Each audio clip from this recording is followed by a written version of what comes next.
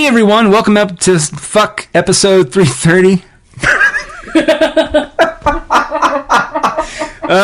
3, 2. Hey everyone, welcome out to episode 330 of The Good, the Bad, and the Geeky. I almost said The Beauty and the Beast. Spoiler, that's what we're going to talk about. But before we get into that, we have sponsors on the show. Go to packratcomics.com, a family-owned comic book shop since 2015. They're the Eisner Award winning. You can only win it once. Yeah, big deal.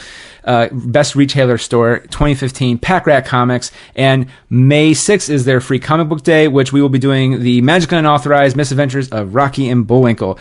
And if you want Season 2, which won't officially premiere on the podcast feed until sometime later in 2017, you're going to be part of the audience. You get to experience right then. Also, audibletrial.com/goodbadgeeky. You can throw some green our way, and you have over 200,000 titles to choose from for audiobooks. You know what? Maybe the original Beauty and the Beast, maybe? No, Foy-Laven. Why did I go Foy-Laven, but then I did Bill Cosby? I have no idea. That's horrible. I'm sorry, everybody. And then the other shit I do is UTMNT. Go to utmnt.com for more information on that. And last but not least, for our official sponsors, Dirty Story Night. We are part of the It's All Been Done Presents Network, or IABDP. And speaking of the IABDP, great minds think... You want to say, you know me, don't you? You want to say that? You don't want to say that? Because every time I hear that or I say that... What was that? Fake news. Fake news. Oh, yeah. I gotcha. Great minds think alike. The same can be said for naughty minds too. Have a penchant for... I love this. This is well written. I didn't write this. Oh. I'm just doing it. Have a penchant for the pervy, a liking for the lovin', feeling frisky on a Friday. Then dive face first into Dirty Story Night. Every month a new theme is picked for network members to write and perform their stories. At the end, a winner is chosen. And they might have a wiener, or maybe not. It doesn't matter, because it's all been done anyways. Check out that last part I completely added. IABDpresents.com. Whoever wrote that, which is, I don't know if it was Jimmy or Sam, we're like, that's not how that went. But yeah, so we have Kyle from MadLab. Hello. On the show, and we're going to talk about a few different things. We cover a lot of stuff. It's a very we inception the conversation a lot, as I like to say, but we mainly talk about Beauty and the Beast. It's a tale as old as time, I hear. Yeah, song as old as rhyme. Beauty and the Beast. Oh. So, but we talk about the animated film, we talk about the newer version, and then we talk about tons of other stuff too. We talk about news you don't care about, and you get it. Oh, was there anything that you would like to plug real quick before we begin the show? I do theater occasionally. I actually got my degree in it, so don't do that. We have our Theater Roulette Festival coming up, opening May 11th and running for 3 weeks. And then the cool part about that is on the last day of the festival, we have MadLab Christmas, where we do all 3 nights of programming in one Saturday. Boo yakasha. And then in July, we have our Young Writers Festival coming up. It's the 6th annual one, where we take 10 unproduced plays written by high school playwrights in Central Ohio. Hey. No, and I was part of one of the... It was a lot of fun. And you know what? Maybe we'll talk about that. Maybe we'll get to it. I don't know. Maybe. Well, yeah. So here's episode 330 of not the Beauty and the Beast, but of The Good, the Bad, and the Geeky, called Beauty and the Beast.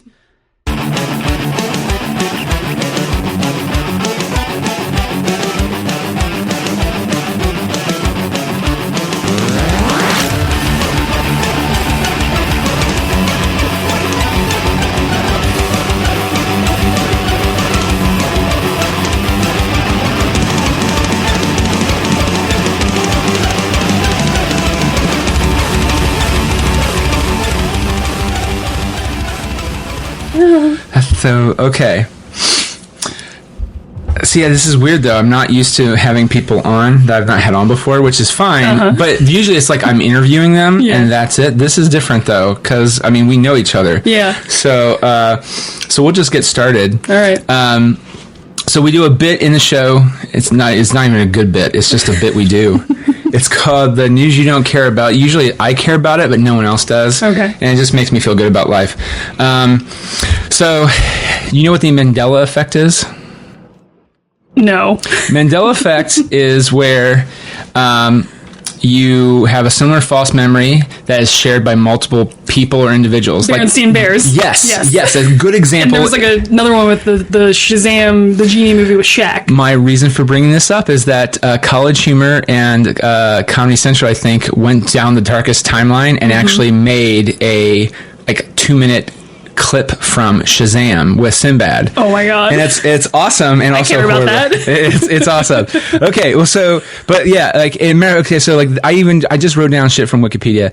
So another example is Sinbad, and it was in a movie called Shazam. And one study, 92% of those familiar with never mind. That was a more impressive stat. Fuck it, I'll commit to it. In one study, 92% of those familiar with a train station clock that had been stopped 16 years after a terrorist attack as symbolic commemoration falsely remembered that it had stopped itself since the attack.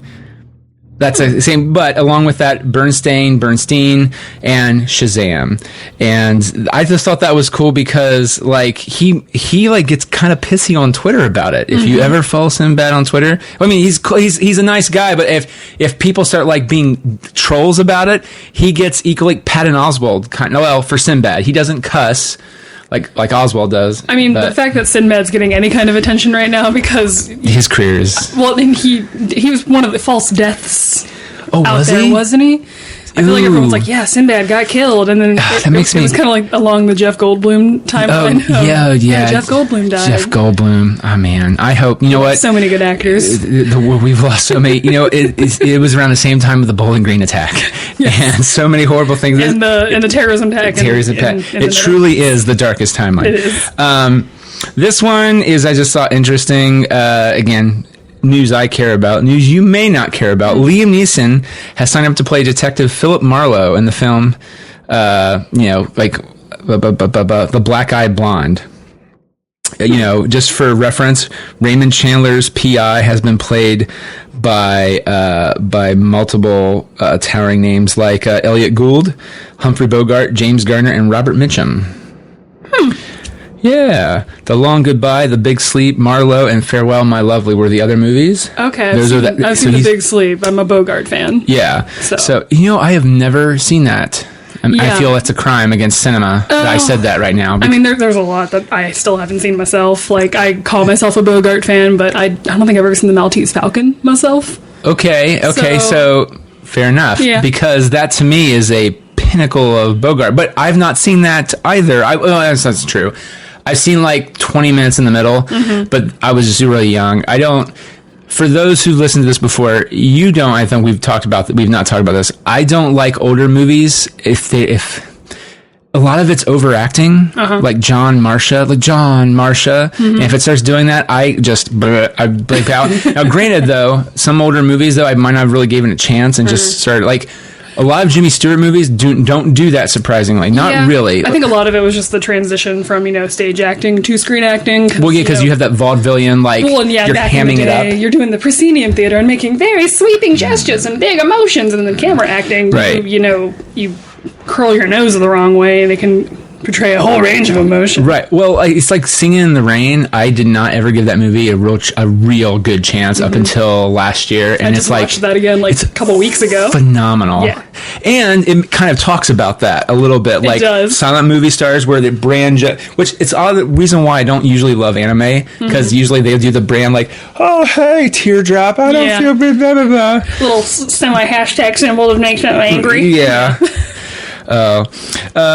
Sly Stallone, he might exit the Expendables franchise. Oh. I don't think I really care about that. No, yeah. Another movie I have not seen. I've not either.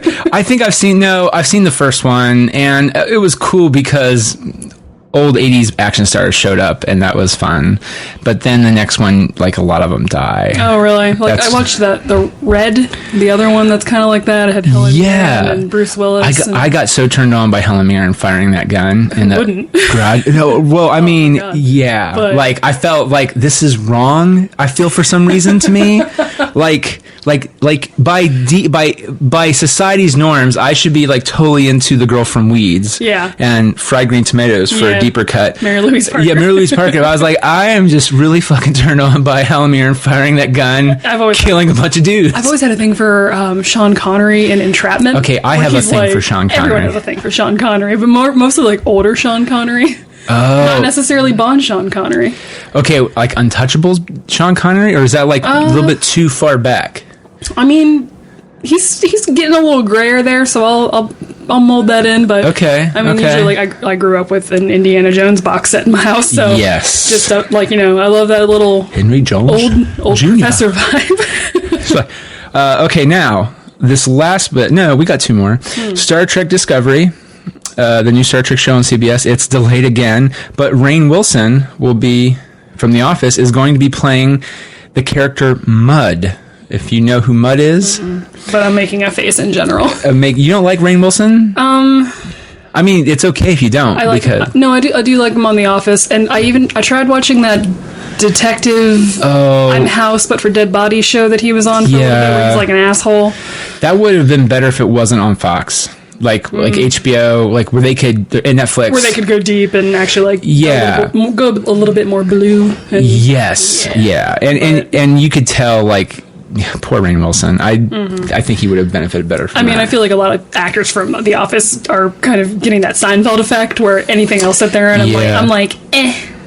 Yeah. Which I feel bad about. What about Julie Louis-Dreyfus though?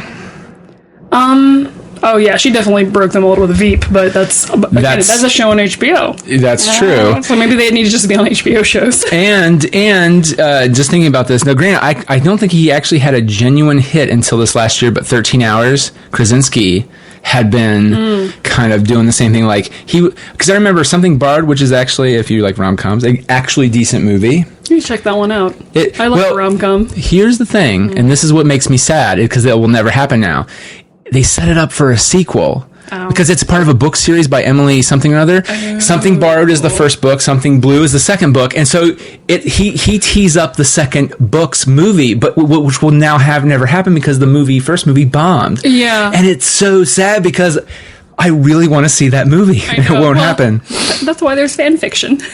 That is true. And also the book. But you want to see John Krasinski's beautiful, tall puppy face in it. I know. Those eyes. And, yeah. Yeah. I had a big old crush on Jim when I was that age.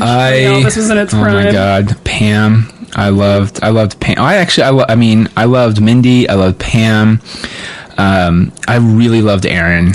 So she was a little bit too... She's a lot, but I like her a lot. Kimmy Schmidt is fantastic. Yeah. My friend Frankie is such a big Office fan that I think for her birthday or a gift or something, her parents actually bought her Angela's wedding dress.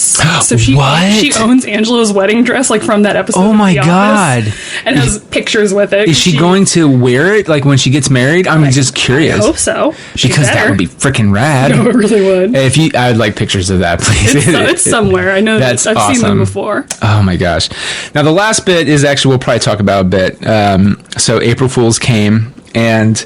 I'll tell you how it happened with me is, what the fuck was I doing Saturday? It was April Fool's Day. I got home, it was a long day, and I just remember, I hung out with some, I did a Monty Python wedding. Okay. And then, which I was the bridge keeper, right? Amazing. Which it was pretty cool. And then I got home, I also had another party where a friend of mine is leaving my old job where I used to work at. They're going to Florida. So I was I had to leave the wedding early and go there, and then we were just hanging out, and we had like dinner, and I came home, I was pooped, and all of a sudden I went on Facebook like I do, and there was Nerdist saying, "Oh my God, turn to Cartoon Network now, Rick and Morty season 3 premiere," or it could be a hoax. Either way, it's going to probably air until midnight. Yeah, turn it on now. And so I did, and it was, as far as we are aware, the season 3 premiere of Rick and Morty. Fucking better be. Can we curse? Yeah, fuck yeah. Fuck yeah. Fuck. No, because, similarly, like the whole day, I'm just like, being lied to all day. I hate this day. It's so fucking stupid. God. And, I had worked at I got up at 5:45 that morning to work at WCVE. And then we had, another meeting. And then I went home. And then I can't remember what I did that night. I did something. But, yeah. I did stuff. Don't drink, kids. Oh yeah. Mm-hmm. But no, I think I got home at like 11:23 and saw your post, and I was like, and like immediately like I get on my computer. I caught the last like couple minutes of the episode, and then I saw the last like play of it before the live stream went dead. Oh my god, it was so good. So obviously there will be spoilers as we talk about this, but here's the thing that I really. So are we still in? Okay, are we still in Rick's mind though by the end of it? Ooh. That because here's my logic behind that is that I don't know if you followed that San Diego Comic-Con, they announced a clip that Rick was escaping somewhere, but the only way he could escape was he put his mind in the body of a pickle.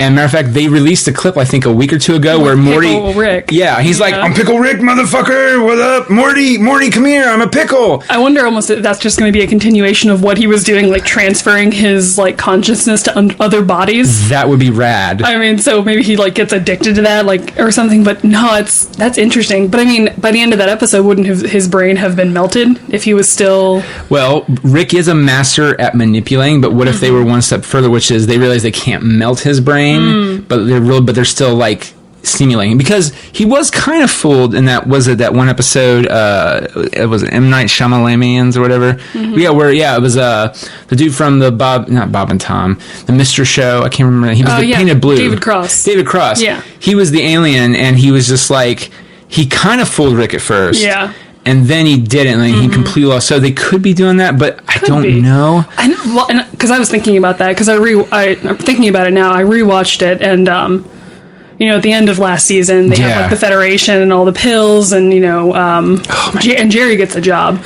and then Jerry crawls home, but Rick wouldn't know that because he was already in the prison. Like, he wouldn't have known that Jerry had a job. That's true. So I'm curious about that.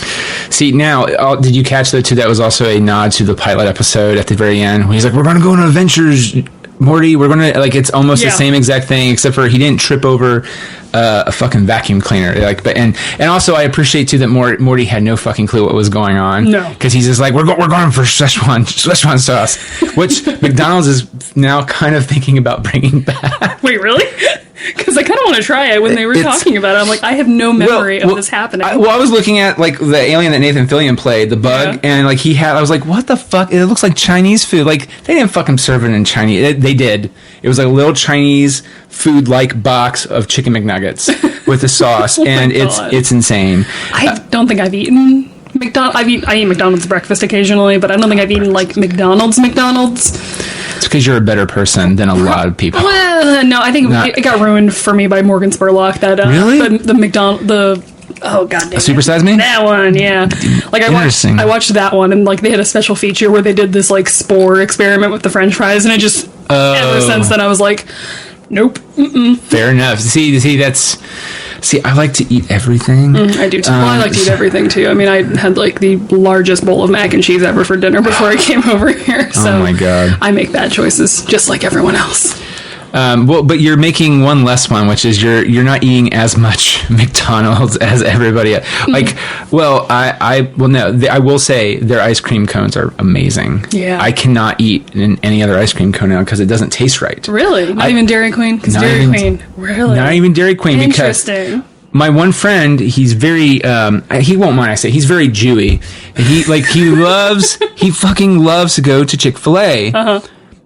Even though you would figure he would probably go to Chick-fil-A maybe for Lent. The other day, actually was Saturday night, we were at Winking Lizard, and they had the Lent menu, which is just fish. Yep. And he just goes, what's Lent exactly? Like, he had no idea what Lent was. And I was like, look, I know you're a Jew and you don't understand this, but like, and granted, he mentioned he's like, is this like a no meat on Friday thing, but like it extends elsewhere? Like, what's going on? And I was like, that's a Catholic thing, I think. You're mixing up with it.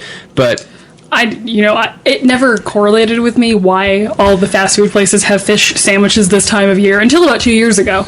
And then I was like, oh, it's for that's why McDonald's right now is doing like exactly. 4 for 2. Because I wasn't really raised religious. Like, my family is Catholic, but my mom kind of defected from that once she moved away from home. So I just, when I figured that out, it was like that, genius, like, oh, I'm an idiot moment. For never kind of putting two and two together. That's pretty much one of the few things I get all the time, though. If I do get McDonald's or the breakfast, the problem is that the breakfast, the order I get more heartburn if I eat. Their sausage burritos were so good. You have your steak burritos? No, I do. I'm a bacon, egg, and cheese biscuit. Classy. Yeah, just real greasy. My the same job I used to work with these people at, someone would sometimes bring in McDonald's breakfast, really good. One time though, they're like, "Here, Nick, you need to try this." And I was like, "What did you do different with the sausage egg McMuffin with cheese?" And they said, "No, just try." I was like, "I don't trust you now, but granted, I trust you because you're a trustworthy individual,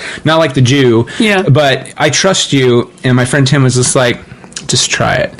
And then he's like, "Don't open it, just try." So I ate it. There was strawberry jam on it. Fucking delicious. Ooh.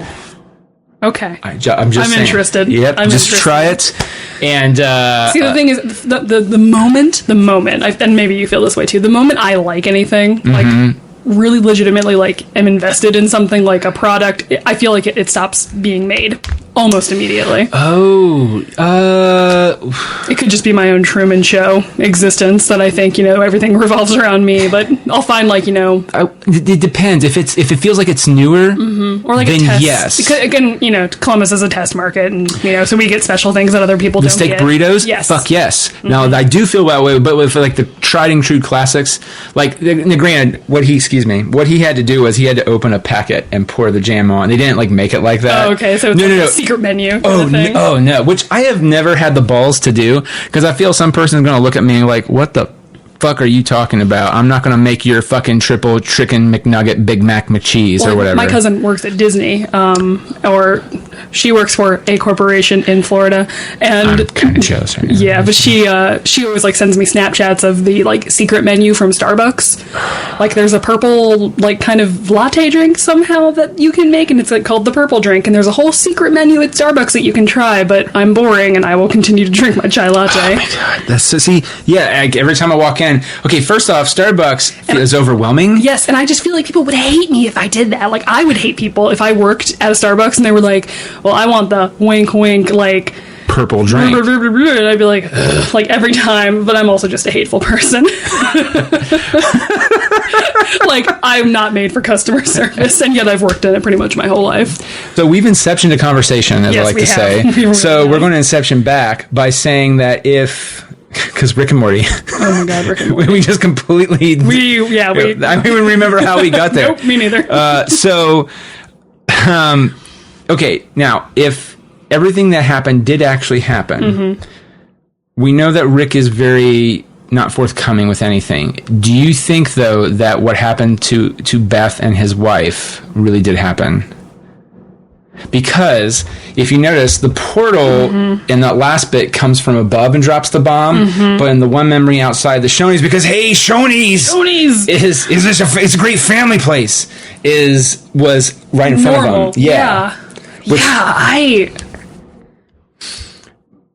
I don't know, because he said it was fabricated. I feel like there has to be some kind of truth. There has to be some grain of truth to it, right? Just because remember Wubba Lubba Dub Dub, yeah. Which it's so fascinating when you rewatch stuff. I just started rewatching from the beginning. Someone said, because I remember Bird person saying like Phoenix person. Oh God, sorry, so funny. But he's just like, well, that means help, dear God, help me. I'm in pain. I'm in tremendous pain. Yeah, and I feel like to fabricate that false memory, there has to be some he had to have pulled from something. Yeah, because he says things like, that is the last good idea that will ever happen in this garage and things like that. So I feel like when Beth comes out and says, let's go get some ice cream, which that show loves its ice cream. It does. They go get ice cream all the time. Reoccurring motif. Yeah, one of my favorite ones is where Beth and Jerry have to save that deer. And they get Cold Stone. Yeah. And Jerry saves the day by having the Cold Stone people transmit the deer into the... I used to work at a Cold Stone. I don't know that we would ever be that helpful towards someone. Really? But Cold Stones are also franchised, so... Not under an umbrella. Where else have you worked? Because not to detour again, because you... Okay. I have a checkered past. It's awesome because you used to work at a board game store. Yeah, I worked at Kingmakers in the Short North for about a year. So I have worked. My first job ever was as a filer for my mother at her. She worked for a DoD contractor or something. Oh wow! So I did filing for her when I was 16. I worked at a Cold Stone and got fired from that. How did you? Okay, well, no, you can't just let that in. If you want to say anything, I would let it go. Right. How did you get fired? I got fired because I don't know. We had this weird bartering system with the other shops in the Claremont Square where I grew up.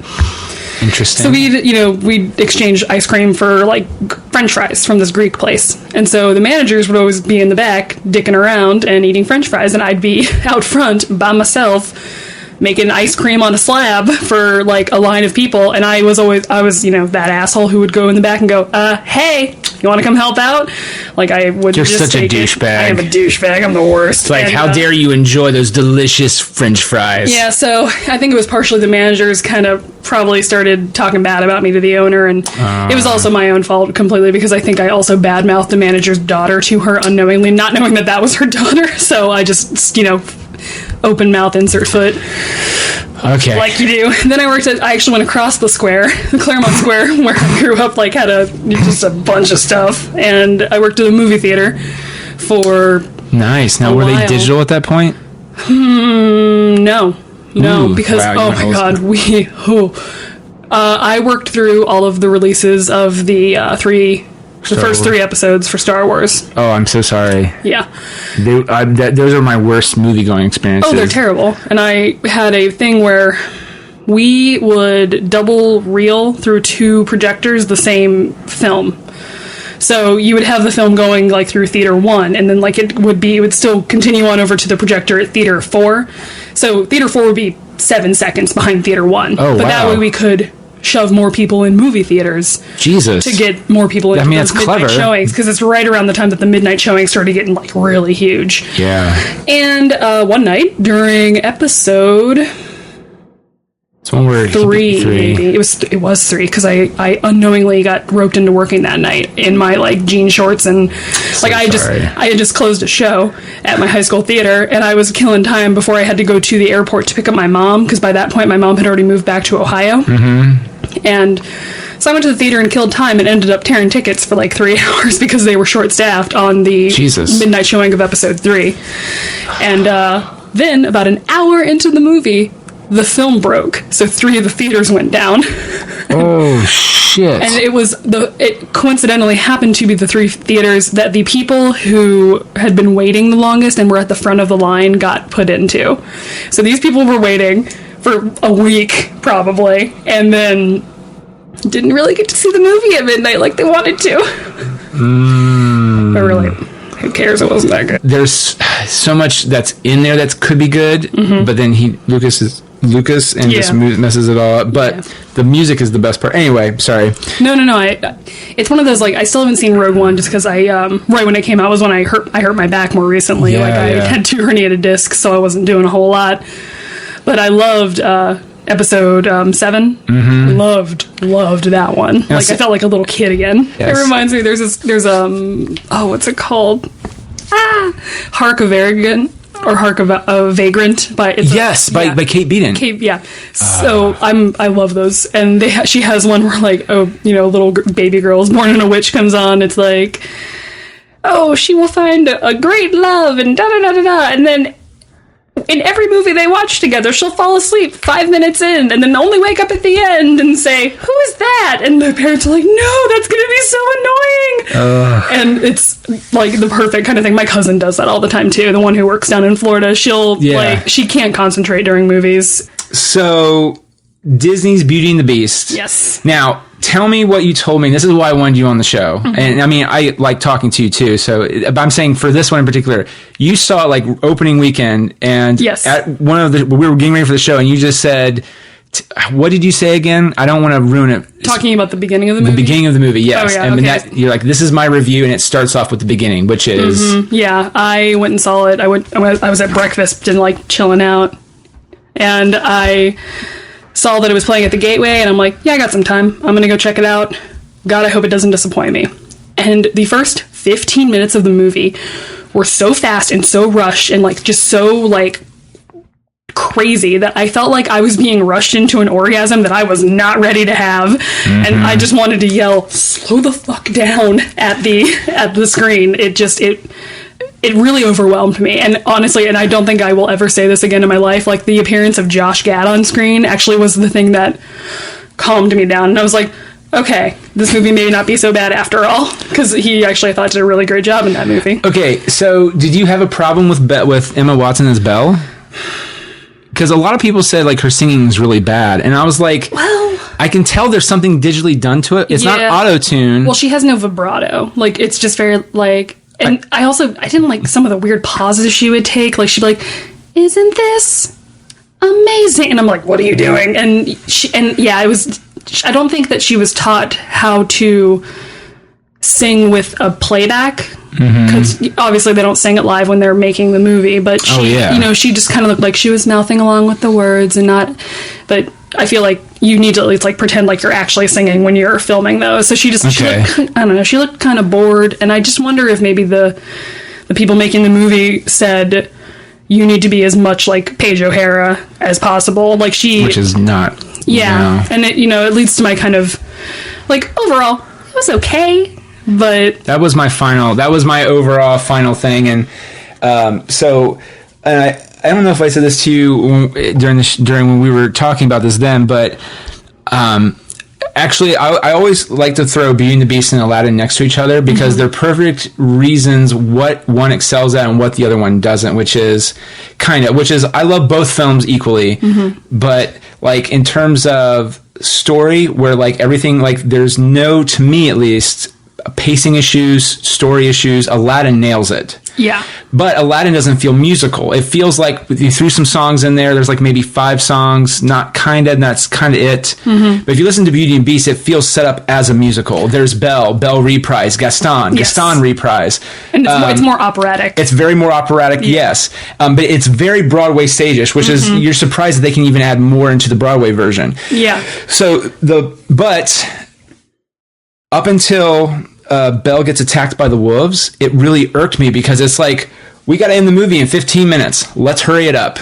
And and with the beginning, like, that prologue is so beautiful in the animated version. Yes, it is. Like, it gives me fucking chills every time I watch it, even as an adult now. Like, and it's beautiful just in simplicity, with the stained windows, the stained glass, and I think the fact that they made it live and did a weird like dance musical number with it, and like, so weird. I felt like they really rushed through the prologue, and then they like did this whole weird dance number where they're like, and we're actually going to show the Enchantress showing up, and like her entrance, I laughed out loud, it was laughable. It was a little ridiculous. It was it's like, oh, we're gonna dance, but then all of a sudden the doors will fly open. Like, you have to think that castle has some kind of guards. Like, you can't just like, she basically just came in the freaking sliding glass door out of nowhere. It was the worst 15-minute setup for a joke later in the movie with the powder. That's what I thought that whole sequence really was. Oh yeah, which it was funny, but in retrospect to everything in the movie, it was just such a waste. And I know it was a waste of precious screen time, where I feel like they could have expanded more on other things, because the moments where they let that movie breathe, were great. But they had the whole like, and I did kind of appreciate, as like a costuming nerd, that they went with more of like the traditional French foppish look. Yes. But yeah, it just, that beginning really bothered me, and then they go straight into Belle from that, and this is just a real nitpicky thing, and you're gonna say like, oh, Kyle, you're nitpicking a lot, and yeah, I am. It's my favorite movie. But I mean, I nitpick shit all the time. You're fine. You're good company. It's one of those things, like, she's supposed to be an outsider, and yet her house is in the middle of the town, and not on the edge, kind of where it wasn't animated. Yeah, and I'm not saying like, and it kind of leads with my bigger issue with the movie.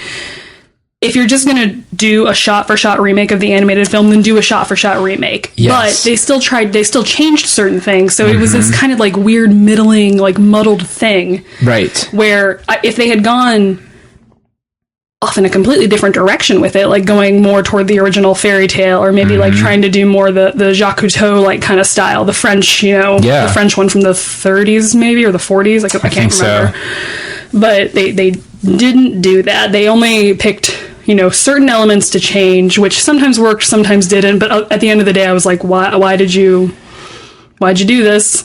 I felt like if the film was in better director's hands, it would have, like, for example, one of the most beautiful shots in the original film, and they had every right at the time to. Now it's not easy. I don't want to.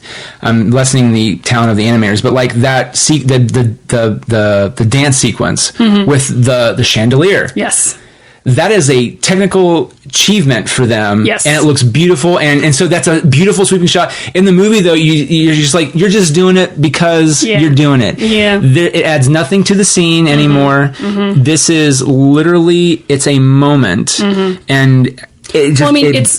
somebody, I was watching a review on, it's funny, you were talking about Stockholm Syndrome. Lindsay Ellis, who was like, used to be the nostalgia chick, and now she does like video essays. Yes, I actually got into her. She's pretty good. She's fantastic. But she just did does Beauty and the Beast have Stockholm Syndrome, and like she like kills it in ways that I could never even begin to imagine. But she kind of goes. Seen it yet? It's pretty good. But does she actually say that Belle did have Stockholm Syndrome? No, she argues that she does not, and awesome. I completely agree with her. Okay. Because, like, we can get into that a little later. But with that, so where was I? Sorry. Doing the thing on the outside of town, and then you're taking a movie, an animated film, which is the only Disney animated film to ever be nominated for a Best Picture, and you're going to try to improve it. Okay. Good luck with that. So the first film I think they really sincerely tried and did well with was Jungle Book. And because I remember I'm on the Disney Rewards thing, because I buy all those Marvel movies, I have all these points now, and I'm like, might as well give me some old classic Disney movies like Cinderella, I think Sleeping Beauty, and those are fantastic films. But then I got my memory, it was I love Jungle Book and I love Sword in the Stone. Those movies are not that great. And part of it is just because there's no point to them. I watched, there's something called by Nerdwriter 1, he talks about the difference between a moment and a scene. And maybe this is why I keep saying this, but like, there are nothing but moments in those movies that just are kind of thrown together and that kind of have a cohesive, not really plot. Like, if you had to ask me, what is the whole point of Sword in the Stone? I guess he has to pull the Sword in the Stone, but outside of that, there's no other point. Yeah, it's goofiness. It ends with a gigantic, beautifully, awesomely animated magician's battle, but there's no point to it. Yeah, and I think that kind of harkens from, the way that cartoons used to be shown in movie theaters were like done in serialized format. So I feel like they didn't really find their stride with telling an actual story until they reached the Disney Renaissance, which was like the 90s, and The Little Mermaid and Beauty and the Beast and all that. Well, also they had lost at that point too. They had lost or were starting to lose Disney, and he was going off doing Mary Poppins. He was in the game, but like Jungle Book, they did lose him halfway through that. And same thing with Winnie the Pooh. I think Sword in the Stone, I think it was right before Jungle Book, but if you watch Jungle Book, though, like, that movie is nothing but could be improved. And I just remember watching that, and, like, I was completely surprised by how good it was. And they kept true to the Disney one. They kept true to Kipling to a degree, and then they did that. My only complaint is I want to see more of the love story between Belle and Beast, and the movie nailed it. They did, and that was some of the stuff that I really liked about what they changed. Yes, Evermore was beautiful. Oh my god, that fucked my shit up so hard. That Evermore destroyed me. Yes, and I was like, well, okay, that makes it worth it, right? And that was really good, and that's what I was referencing earlier with giving it a moment to breathe. Yes. Like in the original animated movie, you only have an hour and a half to tell like a fully formed story, so they kind of like fudged it a little bit with the song, but with this, like you give them a moment to like read together and like do things together, and you let him be who he really was. Yes. To an extent, and I also didn't mind the whole thing with the book. How it changed, I thought that was a neat. I thought it was neat to the point where, because it showed him being a little bit more compassionate, and also you got to see what happened to Belle's mom, which I kind of hated that. Okay, interesting. But I don't. I wrote notes down. No, it's okay. I wrote notes. Because we've completely. I'm not following any of my notes in the order that I wrote them. Also, you are fine. But what? Maybe okay. It was kind of odd to me, the book itself, because like I could be wrong. It's been a while, but I don't think it really makes it doesn't. It's not mentioned in the original source material at all. So I feel like it doesn't add anything. I feel like it's something they just added in just to like tell you where mom is. And honestly, like Disney, you have a history of having absent parents and dead parents. You've never had to explain it before. Why start now? Right. And yeah, I was just really confused on like the rules of that book, because like she brings that rose rattle back to show Kevin Kline dad later on. Yeah, but when did she get the plague from that? Yeah, and then also like, is it real or is it still there? And there's just like an abandoned like mill with like a plague doctor mask in it, and it just, the rules of it I think needed to be more defined in the world to make sense to me. Yes.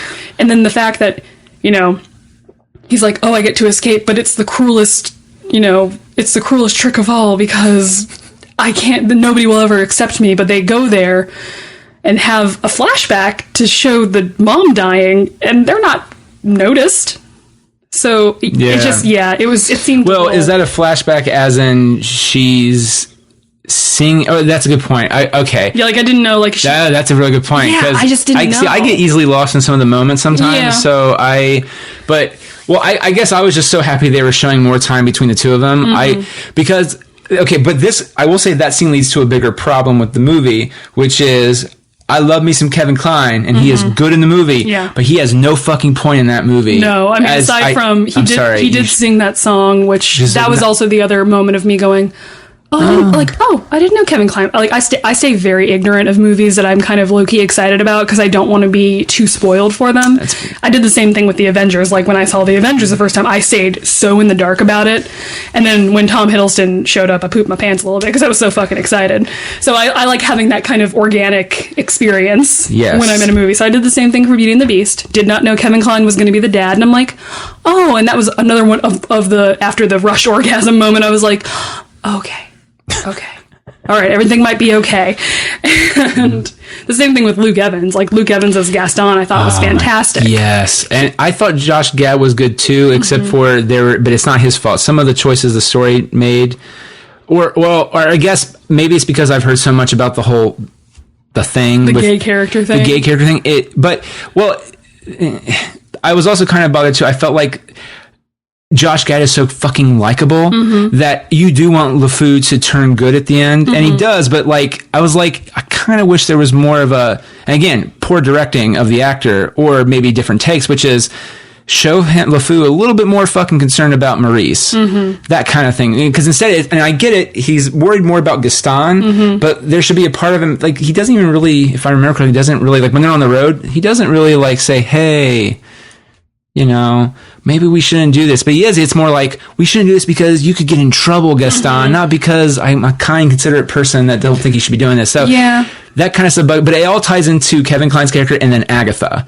Like, I feel there was some other shit that got cut out, and there's no point for Agatha to be in that fucking end of the movie. No. Oh, that bothered me so much. Now granted, you caught a plot point wrong with the first film, and I'm so happy for you. Good for you. Yeah. But you know what? Doesn't care, because true love conquers all. You don't need a fucking witch. And you don't, or a witness to the moment happening. Like, she's just being creepy and watching them.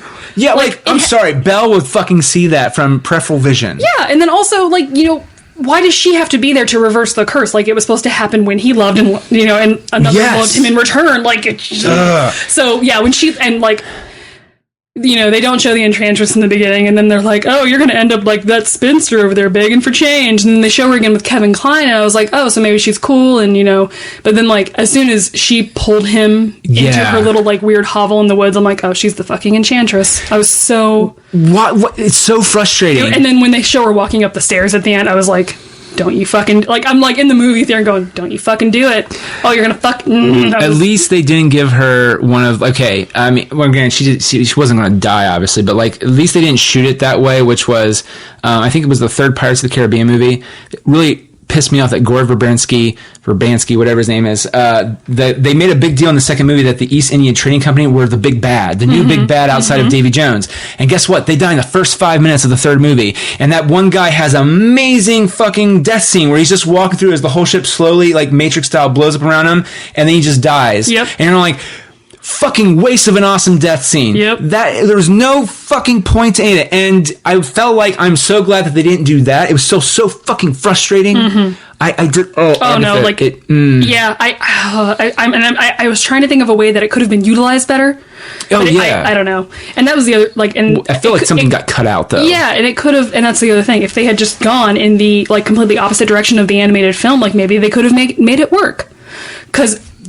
And when afterwards I watched the credits, and like Steven Chbosky wrote the screenplay for this, and he wrote one of my favorite books from my teenage years, Perks of Being a Wallflower. Oh yes. So I was like, good movie too. What the fuck, Steven Chbosky? Like you couldn't do better. Like you actually made a faithful, like good adaptation of your book into a movie, and you can't. Well, it's not always the writer's fault. No, I know. Because there's it's a corporation. Also partially the directing and things get cut out. I know. But it's really aggravating. Now, okay, were you bothered by the slow death scene of all the other characters? Yes. You oh my didn't god, like yes. It? I hated it. You hated it? Oh, it just completely stalled the moment out of her saying "I love you" to the Beast character, and then I agree with that. And part. also, like. I don't think it added anything to the moment, you know, like you knew that they were going to stay that way forever regardless. So like showing them slowly like stop moving, I think it just kind of completely like killed the momentum of like this really great ending where he turns back into a human and they, you know, finally like get to banging. And that's the real happy ending. Oh yeah. If they get to banging and he's a beast in bed. Boom. Oh my god. And then unintended. That was the other thing at the end, like when she's like, I think I want you to grow a beard, and like he did that weird snarl thing. I was like, ooh, kinky. Okay, Disney. Right, yeah. But yeah. And like other things that I noticed, like I was really happy that the Beast's old clothes fit him while he was a beast and then transformed back into like these really nice tight form-fitting pants at that end scene when he like walks out and he's like, hey everybody, I'm back. And he's like yeah, really and he's nicely all, cut. hey, how are you? What's up? Cogsworth. This guy. Have you ever seen Silicon Valley? This guy fucks. It's kind of the vibe I got. I was like, hey, Cogsworth, this guy fucks. Lumiere, this guy totally fucks. Like I'm not familiar with that, but I have watched a couple episodes of like when it first aired. Yeah. But that was back when I was being hotels a lot, so I got HBO, but I don't have cable now. Oh, but you just watch the scene; it's hysterical. But this guy fucks. But literally, but it's almost I mean, oh yeah. What else you got? But yeah, oh man. Okay, so then like. People who hear this are going to be like, wow, she really hated this movie. Like, I didn't absolutely abhor it. We didn't hate it. Things that I liked. When he pwned her in the face with that snowball, I cackled like a maniac. Like, I was like, that was a good thing to change. That was fucking funny. Yes. But yeah, like, other things that annoyed me, like, some of the CGI stuff kind of, like, creeped me out with the characters. Yeah. Like, going back to, like, the Potts and Lumiere, like, I think they tried to make them look a little too real? Yeah, but I mean, you can't do like the anthropomorphic stuff that you did with like Lumiere and Cogsworth in the first one, so I can see why they did it. But like the Mrs. Potts like CGI face like kind of freaked me out a little bit. I didn't. And then and then that scene in the bedroom where she like picks up the teacup and like drinks it with the saucer still under it. I was like, why the fuck do you drink coffee? Who drinks tea like that? Nobody. That bothered me. And then like. Yeah, with Emma Watson, I feel like she tried to do the best that she can because she is a genuinely very good actress. Yes, she is, yeah. But she just looked bored a lot of the time. Like, when she was singing, specifically. All right. I enjoyed her. Mm-hmm. I don't think... I really wanted... And again, you were correct, though. She doesn't have any vibrato. And I think that's part of the problem. And you could tell, like, a lot of other people are just like, she can't sing at all. It's the auto-tuning her. It's horrible. I can't hear it. Anybody can sing. It's just a matter of being able to sing within your range.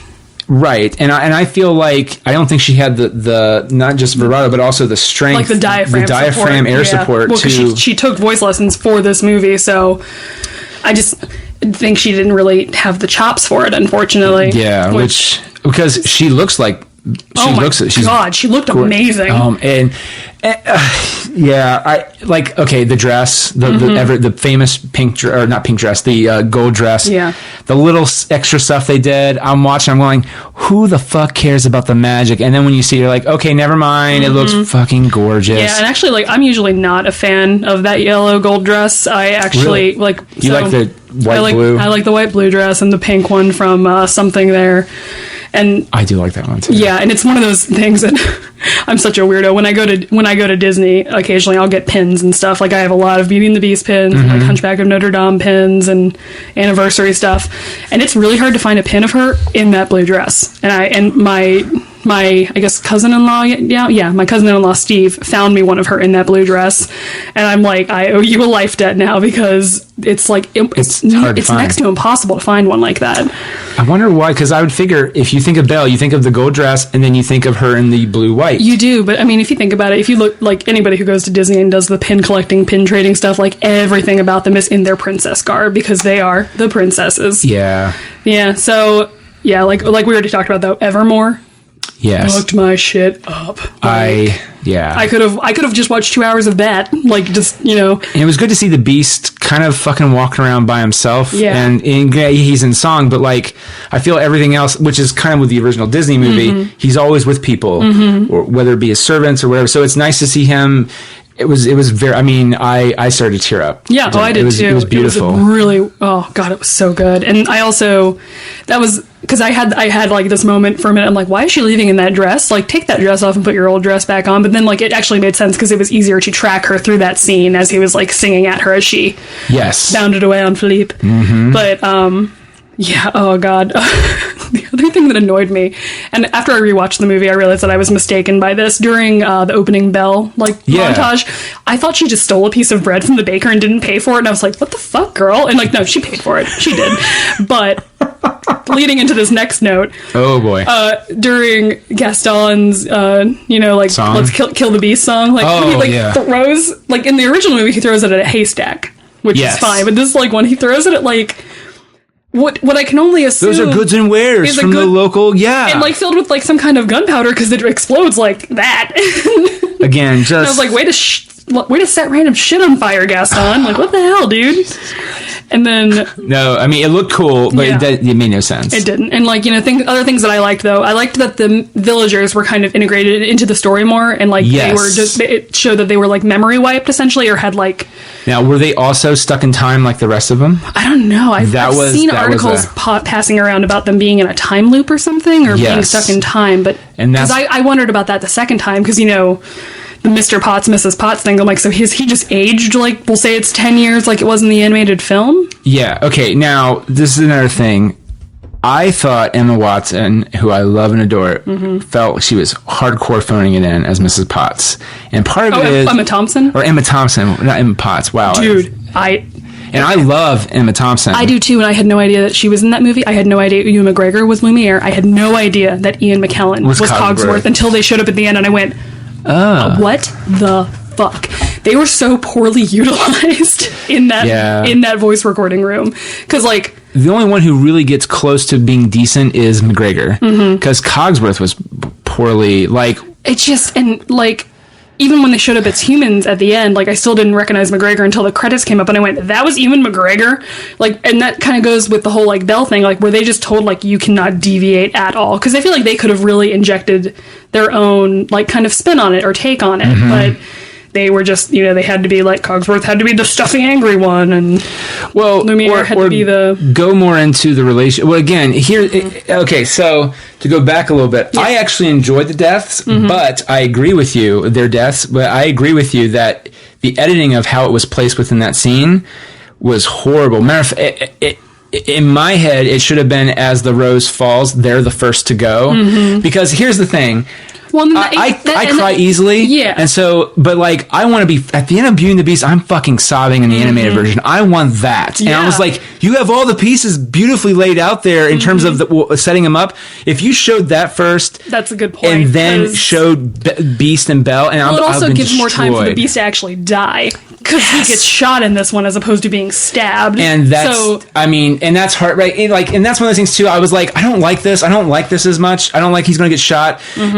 But then I was like, it didn't bother me as much when the final shot hit him. And I'm like, oh God, this is painful to watch because it's heartbreaking. Yes. I also like Gaston's death a little bit better in this one. I do too. I liked the motif of the castle like kind of crumbling as the rose died more and more. Yes. That was kind of cool. But I agree with you. Like if the servants had frozen first. Yes. And then you just let that scene play out because, kind of with my joke earlier that I was like, I was being rushed into an orgasm that I wasn't ready for. With this one, I felt like I got blue balls all of a sudden because the end of the animated film, like I am dying. But with this one, it's like, they build up. Oh, just kidding. We're going to go over here and watch the poor people die. The poor is like freezing time for a little while. And then we're going to go back and try and build up that emotional investment again. Which this is why I get kind of pissy with the directors because I was like, if you were confident in your story, in theory, you don't need that scene at all. You should be just fine with Emma Watson and the Beast.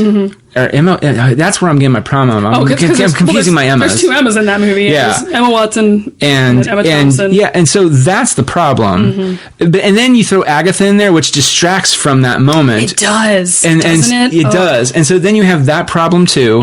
And so I think part of it was he's like, let's quickly cut back to these guys. And at this point, it's like a sympathy nostalgia tier. If you start tearing up, it's because, now granted, Lumiere, I think, had the better character development of those group of that. Well, also Stanley Tucci was fucking wasted. Oh God! Well, and he was the only one that I recognized when he got back into human form. I was like, oh, Stanley Tucci, because like at the beginning you see oh God dang it, the singer, I can't his remember. wife. No, she's a Broadway actress, and it's completely escaping me right now.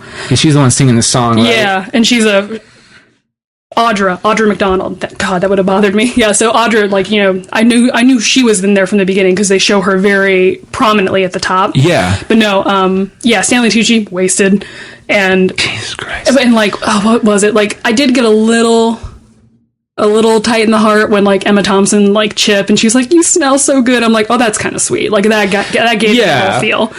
But no, it completely kind of, I think, took away from the emotional investment that you're trying to build, and like, and then the payoff was just not there. Now, I liked the idea that the village was stuck in time with them and they were all connected. I didn't like the whole Mrs. Potts thing.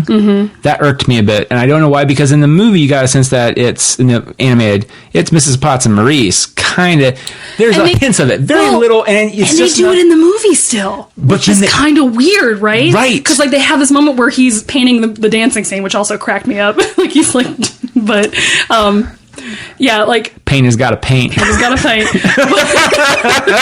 But they have that like weird kind of like moment where they like look at each other and do the good work nod, even though they've never met before. Right. It's just like, good work painting us as we dance. Like one of your... Yeah, it's just so weird. It was really weird because you do get that kind of thought about it in the animated movie, but then she's married, but they still kind of have this like I was like, is something like duplicitous going to happen later? Where they're gonna like and have sex on the DL? I don't know. Cogsworth, that, and now see, I thought that was an okay joke, but in retrospect, it wasn't as good. Yeah. Because first off, Cogsworth seems like such a dick. He wouldn't be.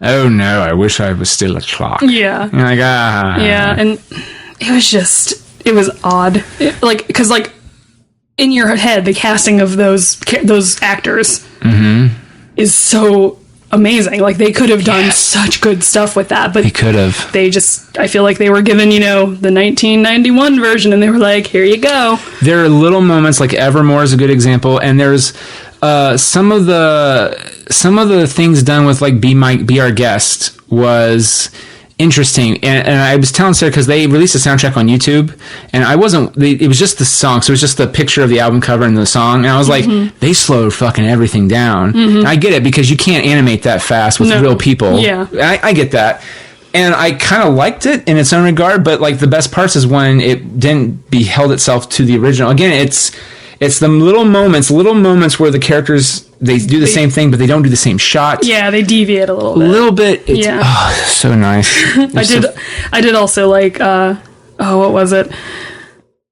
Yeah, like, I think we've talked about this enough, but, like, the editing, like, being just really rushed at times and not giving any... Yes. And, like, I mean, I understand, like, you gotta do that sometimes, because it was, at the end of the day, a 2.5-hour movie, like, around there, I think. But even then, it's just, I feel like you could have made sacrifices to other things and focused more on the characters. Mm-hmm. But there were other things that I still, like, did enjoy, like, the fight scene at the end I thought was pretty well done. Yes. And I loved, even though it was kind of crossing over, like, you know... Gay characters and cross-dressers are the same, but I did like the sassy musketeer at the end. Yeah. Getting, like, dressed up and, like, being all, like, hell yeah. Even though, like, at the end they kind of hint that character and LeFou are going to get together.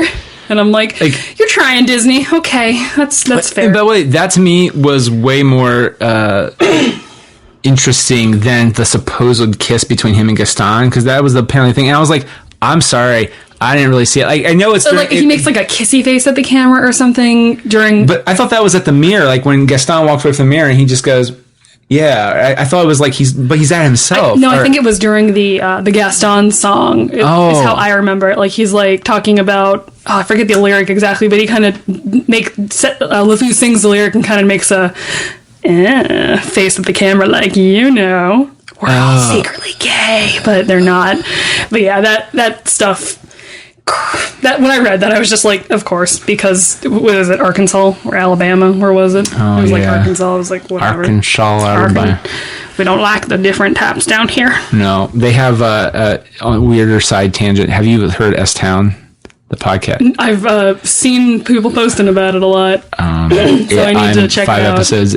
It's in a shit town in Alabama. Okay, in Alabama. Ooh, yeah. Interesting. Okay. Taking it back though. Yeah. Sorry. No, yeah, like so, and then also, what was his name? Matthew Crawley from Downton Abbey. He was like the Beast. Yes. And, which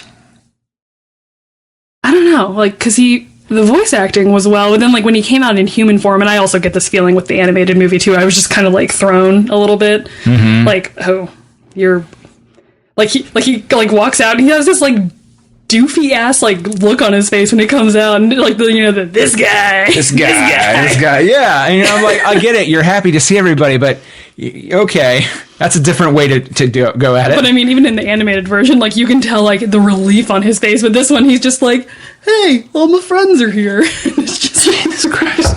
But oh yeah, and then on my second viewing of it, I don't know why, I always get annoyed by this when, like, obvious ADR lines. Like, okay, I don't pick up on these as well. So which one? Oh, when they're all, like, hugging and big scene with crowds. And Plumette is like, "You saved our life, madame," and then Chip is like, "Belle, it's me, Chip," and I'm like, "Bitch, she knows." Shut up. There's only one fucking kid on this entire fucking castle. We know who the fuck you are. And it's just like, I'm like, you could have left those out, because it I don't know, it sounds so out of place sometimes. Yeah. And I didn't notice it the first time, but I mean, when I was watching it again, like, you can tell their lips aren't moving, and it's like, okay, it's a obviously camp line. Yeah. Well, okay, to go back on a criticism you had earlier, you said that the orgasm was the first 15 minutes. Mm-hmm, and then I felt like I had blue balls during the death scene. Right. So, to that first part, do you think you would have preferred more to watch scenes with Beast and his mother and father? And how the people didn't, they just let him carry on? Mm-hmm. Because I like that little bit of information. Mm-hmm. But it kind of I did think played into the fact of why he is the way he is at the beginning. Because, you know, in this live action movie, they show him being of age and old enough to, like, more kind of, like, have it make more sense that he's a dick.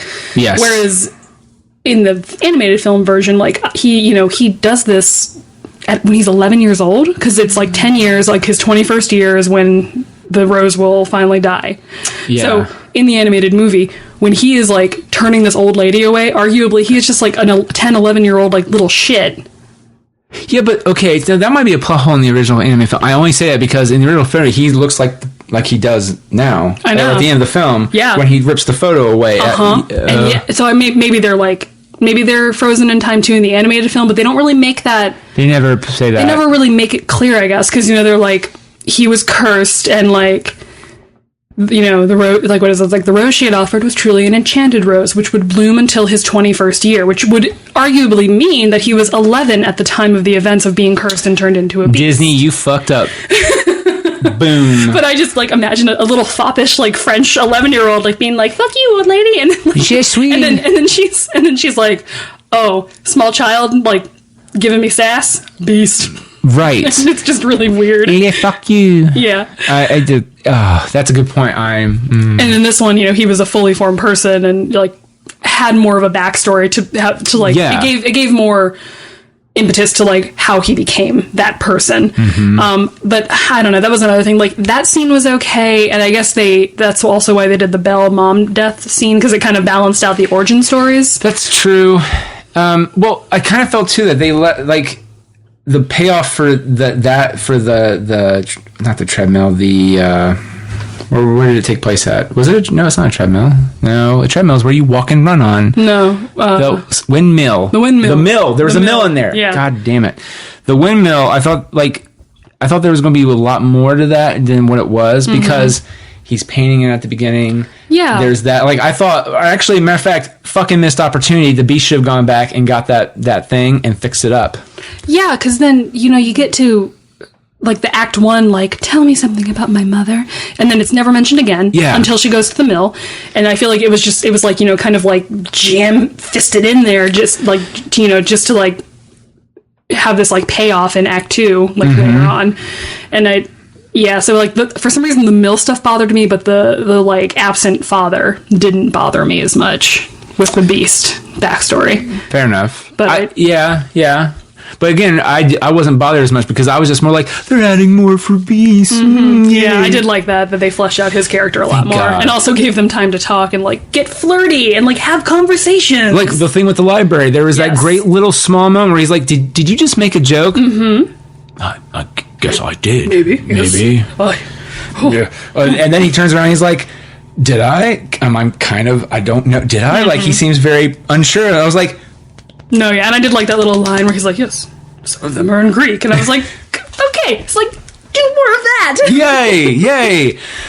So overall, I think but we both enjoyed the film. Yeah, I enjoyed it, but it's not. It made me immediately want to go home and put in the 1991 DVD. Exactly. Like, and just watch that again. Even with the addition of Human Again, which I can't remember off the top of my head. Did they do Human Again? Did they do Human Again in the Human movie? Again? No. It took me a second because I was like, there's a scene where they clean shit up and they sing about it. Yeah. Where the fuck is that? And then I realized, and it just popped in like 3 days later. Or it was put in the Broadway version, and then when they went back to release it from the vault, they added it back in. Yeah, because that was back when Disney was like, let's add the morning report to Lion King and fucking Beauty and the Beast, Human Again. Well, and I mean, Beauty and the Beast is like, it's just one of those really special movies of like everything working together so well, because they cast a completely unknown actress, like Broadway actress, as Belle. They go in. They made it in like half the time that most animated movies are made. Yeah. They actually they like tested it in New York with audiences with still storyboard frames, like and then that's how Roger Ebert saw it. Yeah, and it comes out and it's fucking fantastic and like gets nominated for an Academy Award and is amazing. And then that started like I think the whole Disneyfication of Broadway. I think because they did because Beauty and the Beast was the first musical. Yep. And I think originally they wanted Human Again in there. They just didn't have the budget at the time to like animate it. I think so. Yeah. Which is just kind of cool. And and I don't know. Like overall, it was okay. But I'm very nitpicky about stuff that I love, especially. But Beauty and the Beast also, I don't need to just love it. I'll just nitpick it anyway. I mean, because I have opinions, y'all. Yeah, that's why I have a podcast. That's why I have a podcast. But I mean, like as a kid, like I still own 2 VHS copies of Beauty and the Beast because I wore one of them out when I was little.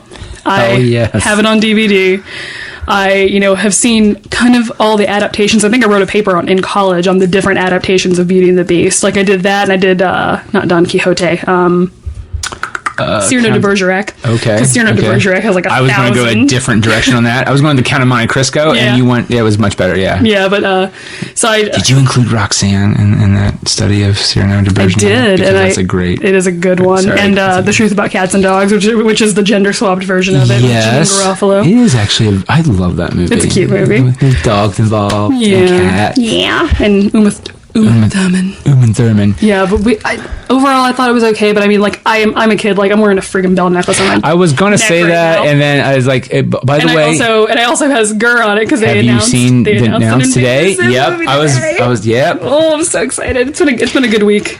Personally, thankful on Tuesday, but no, but yeah, like I owned, VHS copies. I had T-shirts with her face on it. I used to have a magic mirror that you would like push a little rose button on it, and it would scream, "Show me the beast!" and like then it would like light up and make these. Was crazy it Gaston sounds. saying it, or no? It was Belle screaming it, and then like a rose would come into because it's that scene where she's like, "My father's not crazy, and I can prove it. Show me the beast!" and it's like that clip. Well, when you say scream it though, I'm just like, show me the face! Yeah, exactly. And I'm like, where is he? What? Why? Was she upset with him? Was she?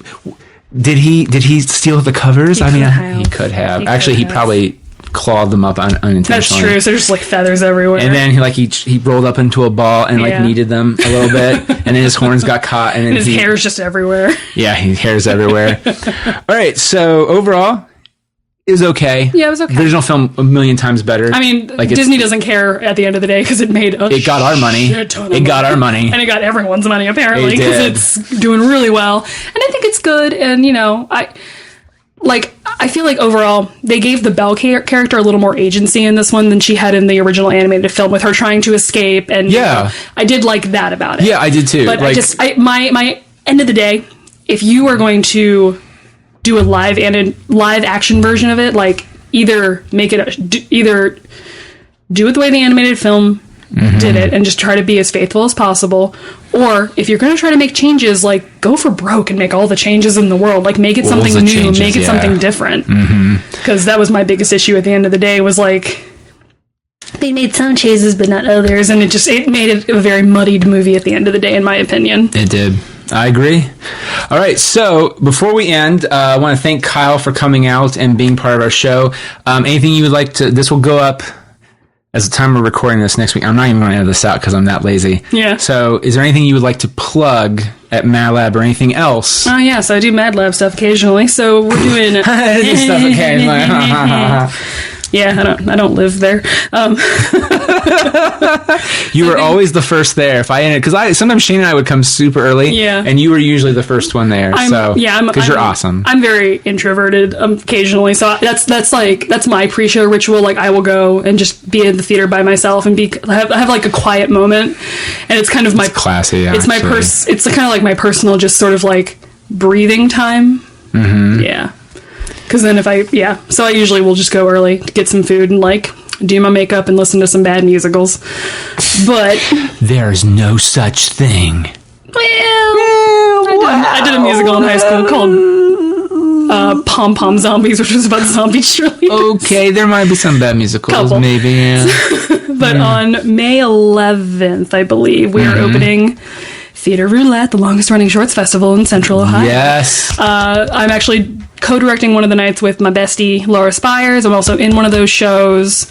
And then it's kind of a cool thing because there's 3 separate nights of programming. So depending on what night you can come like the Thursday of the 3 weeks of the run and see a different show every night. Okay. So it's a lot of fun. And then Young Riders, which I know you're going to be involved in, is going up the last 3 weekends in July, and that is 10 original works by high school players, high school playwrights, who have written a show. Like, we've been working with them for 6 months to develop these scripts, and then we're going to give them a full-fledged production in July. And then after that, I'm telling myself I'm going to take a break, but we'll see how that goes. No rest for the wicked. No, never. So thank you again for coming out. And I'm going to throw one little fun fact. I'm going to put it in the show notes.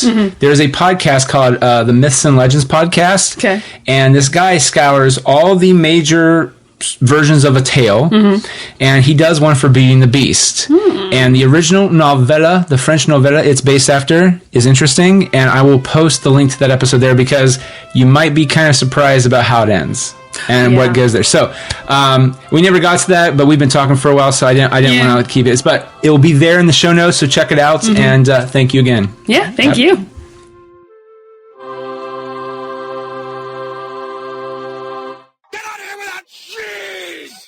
Creep! Go away! We're having a good time until you start up, cheapers! Go have some coffee with cream or something! Because I'll tell you something! This is a happy place!